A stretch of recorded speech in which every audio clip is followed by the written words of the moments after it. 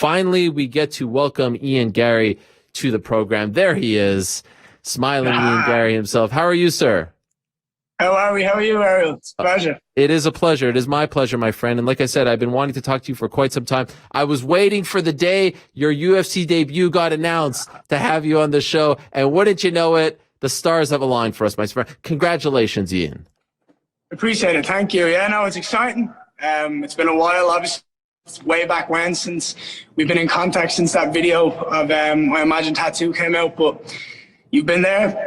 Every time I fought, you've been hyping me up. You've been hyping me up, and here we are. I need you to do it again now, Ariel. I will. Show everybody, tell everybody what we're about, because it's going to be the exact same. I will, no doubt about it. And yes, I'm happy that you mentioned that, because yes, I haven't had you on the show, but I do make a point every time you fight to watch your fights, to talk about you, because there's something special about you. It's funny that you mentioned that video, because that was kind of the first time that you were on the radar. I went back and watched it last night. For those that missed it, and I should have played it beforehand, it's you in your car, and you talk about your grandfather who has dementia, and every time you'd say the word imagine, he would start singing the song by the late great John Lennon, Imagine All the People. It's a beautiful video. I think it has 1.5 million views on Twitter right now. It went viral. It's a crazy thing. How is your grandfather doing? Great. So he's just, obviously with dementia, it gets progressively worse as time goes on. So unfortunately, he was moved into a home because it gets hard on family, and everyone's trying to look after him. So he's in a home, but he's great. He's in high hopes, and he's enjoying his life, and that's all that matters. And obviously, it's a horrible issue, the fact that he goes through that and he loses his memory. But he's good. He's happy. That's all that matters at the end of the day. But he still knows all the words, so amazing. He's good. So if you were in his presence today, and you said the word imagine, he would still sing it? Oh, yeah. That Imagine and Devil Woman, he'd sing them. Yeah, he has his little dance that he does, and he just kind of, Devil Woman, he loves it, he likes it. They're just his favorite songs, yeah. So, no, everything's well. Is that a common thing for people who have dementia? I'm not sure. I remember when that video went viral that people started commenting about, oh, my granddad or my nana or my mother had this, and they had little tweaks that they kind of remembered. But I'm not really too sure on it, but all I know is that he knows all the words to that song, and for someone who calls me the big fella and doesn't even know my name anymore, it's quite nice to see. That is incredible. If you look back at that video, and you're fresh. I mean, I think it was like 3-4 years ago now. You're a young kid, right? When was that? 3 years? 2 years ago. Was it 2? Okay, so 3. So let's say 2.5. Who was that? What's the difference between that Ian Garry and the Ian Garry on my show right now? Good question, Aaron. That was a good question. More mature, smarter, better in every way. Do you know what I mean? I've changed. I've slowly started to change into the person that I want to be, and the man that I want to become. And I'm changing my life because I have goals and aspirations that I want to achieve. And we're elite athletes, and I want to put my head down. I've got a certain amount of time, there's like baseball where we're here and we can play for years. It's like I've put my head down and go. So obviously that's my main focus, but I'm happy. I'm determined, and I'm doing everything the way I want to do. There's a ton of excitement surrounding you, buzz, hype, whatever you want to say. And, it's impossible to avoid it, ignore it. The Conor, connection, Ireland, the next big thing from Ireland, the first big thing since Conor, all that stuff. At any point, does it get to be a lot? Does it get to be too much? Do you not want to be compared to him? Do you not want to be talked about in the same sentence as him? Do I not want to be compared to one of the biggest sports stars of all time? Of course, I like the comparison. Of course, obviously being Irish, obviously being from, obviously having the talk, walking the walk, there's a lot of similarities. But of course I want it. It's like any high school basketballer or college basketballer being compared to Michael Jordan. Of course, it's a great comparison. I mean, Conor changed the game in MMA. He brought so many eyes to the sport. If I can do something similar, then that's a win. I want to be. He was the reason I'm in MMA. Do you know what I mean? His rising was the reason that MMA got huge in Dublin and Ireland. It's the reason I walked into an MMA gym. And if I can bring eyes to the UFC, and I can put people in gyms because they want to be like me, or they want to do it because they see me enjoy it and putting on a show, then amazing. That's a win. Like it's all you can ever ask for.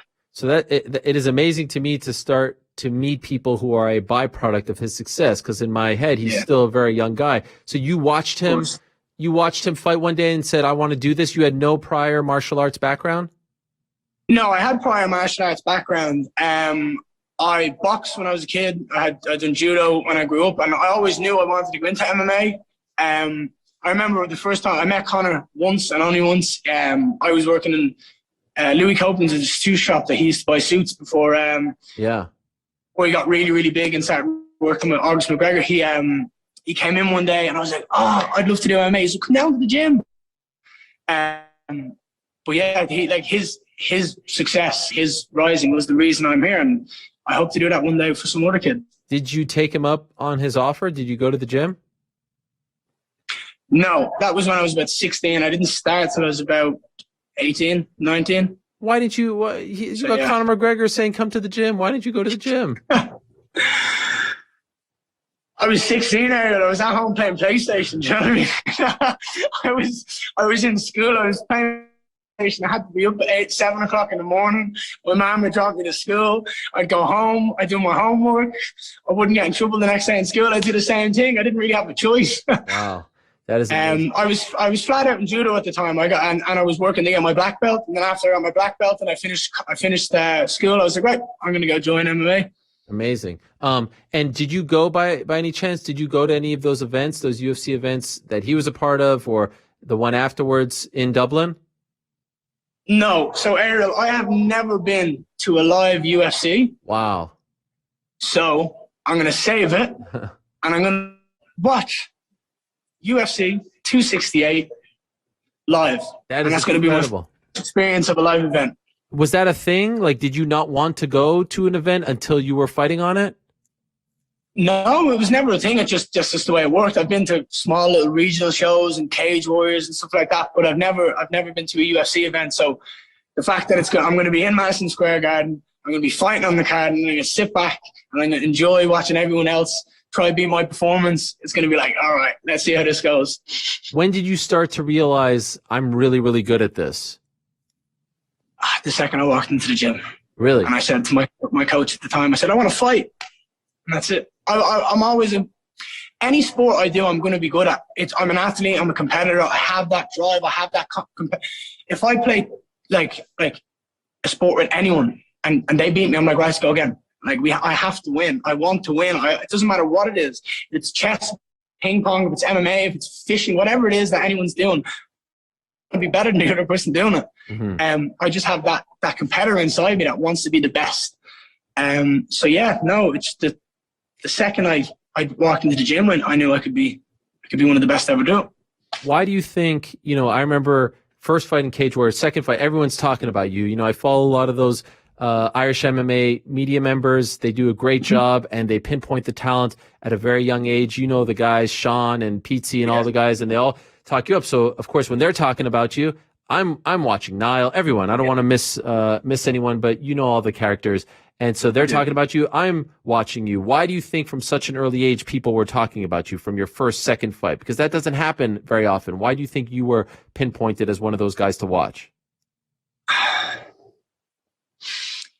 I think it's evident that I can talk the talk and I can walk the walk. I mean, you started watching me on my second pro fight. You don't watch everybody's second pro fight. You don't follow everyone's career. There's a reason. I'm interested. Do you know what I mean? I talk the talk, I walk the walk, I back it up. My fights are fun. They're energetic. When I get on the mic, it's the same. I speak the truth and I have fun. That's the most important thing. Is no matter what I do, I have fun. When I'm on the mic, when I'm in the gym, when I'm in the fight, I have the time of my life. It's what I love to do. So I think that positive energy and that good vibe that I bring is infectious. And I think that goes throughout life. It's like if I'm having dinner with my family or friends, it's like that positive energy is spread. It's just, It's what I enjoy. I always want people there. If me and you were doing it, I could be sitting here and being boring, or I could sit here and try to bring a smile to your face and make you have a good day and leave and go, that kid's pretty cool. Do you know what I mean? I like this kid, right? You could be leaving going, he's a prick. I don't want to interview him again. Do you know what I mean? It's like there's two ways you can do it. You can have a good attitude, or you can just moan all day. And I'm not a moaner. I just go in and I put the hard work in and I fight my ass off. So you make it to 7-0. You win in June. You win the vacant Cage Warriors welterweight title. Did you know? Like, were you told beforehand you win this fight, you're getting a UFC deal? Did you know beforehand? No, I didn't know that I was getting a UFC deal. No, I'd assumed that like there might have potentially been talks or whatever. But I knew there was a lot of interviews. Everyone was asking. I knew they were watching me. Do you know what I mean? I knew everybody was watching me. So yeah, I just went in there, put on a performance that showed off my personality, and here we are, ready to make that debut.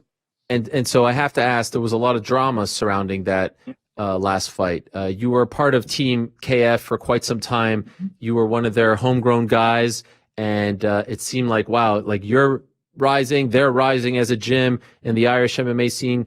Chris Fields doing a great job, the whole team doing a great job, and then all of a sudden, the week of the fight, we find out you're not with them anymore. And you talked about it a little bit afterwards. What the heck happened, Ian? Why did it all go wrong? It seemed like you guys were such a great team. Where did it all go wrong? Oh, do you know what? That's a good question, Ariel. That's a good question. I still don't fully understand. It's all a mess. It was abrupt, but not a surprise. My former coach has his own personal issues, and they're his. But at the end of the day, when it happened, like I was a bit taken back by it because obviously I'm 10 days out from my world title fight, the biggest fight of my career. And I'm sitting there and I get a text and I'm like, oh, all right. Okay. And my brain was just like, I've got a world title fight. I can't deal with anything else. I have to just focus on my main goal, which was to win the world title, because at the end of the day, there's people that's going to come in and out of your life, Ariel. Do you know what I mean? Whether it be good, bad, friends, family, loved ones, whatever it is. And you've just got to keep doing it. You've got to keep going forward. No matter how hard it might be, you've just got to keep going forward. And I just put my head down. I showed up. I won a world title on my own, walked out on my own to a world title fight with no team. I had to ask a friend of mine, Paul Hughes, to be in my corner, because they were going to pull the fight if I didn't have anyone in my corner, because I wanted no one there. I was like, I don't need anyone. If I can stand, if I can get into that cage, I'm going to win the fight. And I had to ask somebody at the back for pads. They had no one to warm me up. So I just put my head down, Ariel, and I went out and look at where we are now. Like literally, I'm in Stanford MMA. So it's a blessing in disguise, because I've went out there, I won my world title, I got my UFC contract. I'm now fighting my UFC debut on the biggest card of the year at Madison Square Garden. How many people do you know that have had their debut at Madison Square Garden? I'm 23, I've signed for UFC, and I'm making my debut at MSG. Oh, it's incredible. And I'm in Stanford MMA, one of the best gyms on the planet, surrounded by elite world-class talent. And I want to get to how you got to Stanford, but how do you not crumble under that kind of pressure? You don't have a team, you don't have pads, you don't have a corner. Biggest fight of your life, potential UFC contract on the line. That's a lot for a 23-year-old to deal with. And by the way, I think you were injured too, right? Wasn't your knee all messed up as well? Yes. I had a torn PCL. I didn't train for 5 weeks, which was that was the worst part about it all. Was when it happened, I was like, oh my, here we go. It's like, this is just, it's adversity, Ariel. We push through, we fight through adversity. Like, I'm a fighter in and out of the cage, and I'm a competitor. And I wouldn't be proud of myself if I was to pull out that fight. I mean, there was times where my brain went there, do you know what I mean? But I'm surrounded by people that push me and know that I want to do this, and this is what I love. And they talk to me and they push me. They're like, you've got this. And I showed up. That's all I ever need to do. If something like that was to ever happen again, I'll show up and I'll do my job, because at the end of the day, Ariel, it's my dream. It's my legacy. It's my life. And I'm not going to let anybody else stand in the way of me and what I want to do in life. When the fight was over, the dust settled, was there an attempt to clear the air, to patch things up, or was it done? No, there was nothing. Okay. Does that bum you out? I went home. I mean, again, I know. Blessing in the sky, Ariel. No, I know, and I don't know. I don't know the deep levels of the relationship, but like, were you hurt by it? Were you know? And I don't have them on the show as well, but this was big news, right? Because you're such a big prospect coming out of there, and they're a growing team. And so I'm just like, did you feel betrayed? Did you feel some kind of way about it? That you maybe thought like, how did this all go wrong? Maybe we should try to fix this, or maybe you just wanted nothing to do with them. So obviously, it was abrupt, and it was 10 days after my fight, so it was like, holy shit, all right, okay, this has just fucking happened. But honestly, Ariel, I really didn't. I didn't spend any time or effort to dwell on it and think about it. I had one goal in mind, and that was to win the title, because I know it's my life and my career, and if I was to exhaust any energy on that topic, it would take away from my mindset and my fighting. Life is going to throw challenges at you, Ariel. And this isn't just for me, this is for everybody. Everybody is going to have points in their life where things don't go right, and the kind of the path isn't lining up perfectly for them. And it's all well and good to be sitting there when life's going great and you're, happy days, everything's perfect. But when it's not, you've still got to have that attitude that it's going to work itself out. And the only way you can work itself out is if you make it. Do you know what I mean? If you sit back and go, that's it, I'm done, I can't do this without anybody else, you're not going to get there. You need to put your head down, work your ass off, and make it yourself. Carve that path, pave that path to yourself. And that's what I did. I just focused on what I needed to do. And I showed up and I won a world title. And so how did you end up at Stanford? Because I would imagine you had the pick of the litter. You could have gone a million different places. You go to Florida. You don't stay in Europe. You go to Stanford. As you said, an incredible team. Henry Hoof, the whole squad is tremendous. How'd you end up there?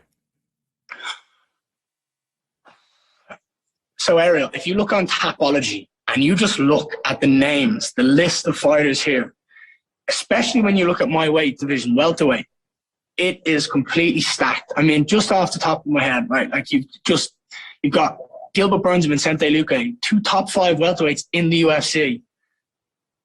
Why wouldn't I want to come somewhere where that amazing talent? Like, I know I'm young. I can learn off these guys. Mm-hmm.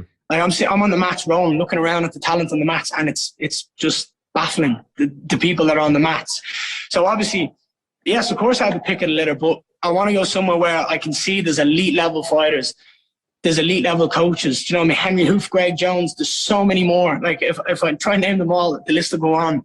But I felt like when you looked at the list of welterweights, middleweights, and lightweights in this gym, like last week I was sparring. We were doing sparring, and I was playing southpaw for Derek Brunson. I had his fight with Till, and he done the exact same fucking thing that he did to Till to me on the mats. He took me down, and he smashed me. Do you know what I mean? So, like when you look at that, he goes in and fights in the UFC main event. Then you've got again Michael Chandler, who's fighting the same night as me against Justin Gaethje. It's like, why wouldn't I want to be surrounded by the elite of the elite? That's how people grow, as you test yourself day in, day out against the best in the world. And you either get chewed up and spit out, or you grow and evolve. And I'm absolutely not going to be one that's going to get spat out. Did you consider staying closer to home, Europe, somewhere nearby, so that you wouldn't be so far away? No, I want the best. And for me, I felt like this was the best. And since I've been here, I've had nothing else but the best training, the best. Like the people here are amazing, the coaches are amazing, and there's so much for me to learn here. There's so much knowledge that I can soak up, and I'm just going to be like a sponge. What was your reaction when you got the UFC contract? I was sat in an airport in a wheelchair when I got an email, and I was sat there and I had a coffee, and I got an email saying, what's the best email for your UFC contract to be sent to? And I was just sat there in a wheelchair, and I just kind of put my head on my heart. Less than 24 hours after my world title fight, and I was with my fiance and a cameraman, and we were sat down in the airport, and I kind of just went, yes. And I was just kind of sit there, both my legs were in bits. I was sore because my PCL was still killing me. And I was just sat there, and it took my breath away, because it's like all that hard work, all that adversity that I fought through, and it's like I showed up, I won the belt, and now I've got that UFC contract. I am the fucking best there. And I'm going to continue this. In the UFC, people are going to see it. Do you know what I mean? They're going to say, oh, this guy's all hype. Every single time I fight Ariel, people are going to go, oh, he's not everything he's worked up to be. I'm going to knock people out. I'm going to sub people. I'm going to smash. I'm going to keep winning. And at the end of the day, when I'm sitting there and I got that belt eventually wrapped around my waist, I'm going to go, I told everybody, I was right. I'm going to be one of the best to ever do this. I'm going to leave a legacy.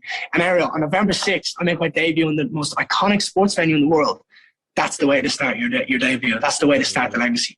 I love it. I love it. You're giving me goosebumps. What was your reaction when you got that word? Because like you could have debuted at the Apex or something, but Madison Square Garden. How did you react to that? Mm-hmm. Positive energy, magnetic energy. I seen Kobe and Usman were headlining the event. Kobe and Usman, and I was like, Madison, that's where I'm making my debut. That's where I'm making my debut. At the time, I was rewatching the Last Dance, and I seen that I was just on the episode of Michael Jordan where he's like, it's my first time at the Garden, I wore these Jordans. The last time at the Garden, I'm going to wear these Jordans.